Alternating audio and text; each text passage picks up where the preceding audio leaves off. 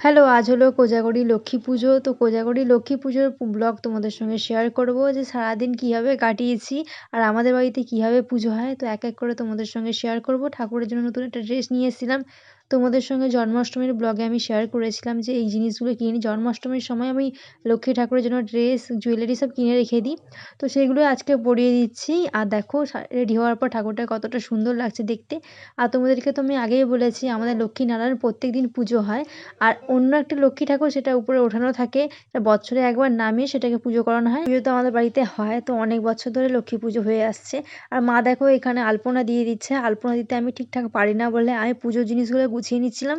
আর মা ওইদিকে রান্নাটা সেরে নিচ্ছিল। তারপরে দেখো পুজোর সব রেডি করা হয়ে গেছে। ঠাকুরমশাই চলে আসবে ৭টার মধ্যে। ৬টা ৭টার মধ্যে চলে আসবে বলে জানিয়েছিল। তারপর দেখো গোছানোও কমপ্লিট হয়ে গেছে। ঠাকুরের জন্য কী কী রান্না করেছে তোমাদের সঙ্গে শেয়ার করে দিই। খিচুড়ি, এদিকে খই আছে, নাড়ু আছে, আর ৫ রকমের ভাজা, সবজি, পায়েস, অনেক কিছু রান্না হয়েছিল। আর ঠাকুরমশাই চলে এসেছে আর পুজো স্টার্ট হয়ে গেছে। এখন পুজো প্রায় লাস্টের দিকে। এখন পাঁচালিটা পড়ে নিচ্ছি। তারপরে সবাই আসবে প্রসাদ নিতে। সবাইকে প্রসাদ দিয়ে দেবো। আর ভালো লাগলে অবশ্যই চ্যানেলটিকে সাবস্ক্রাইব করে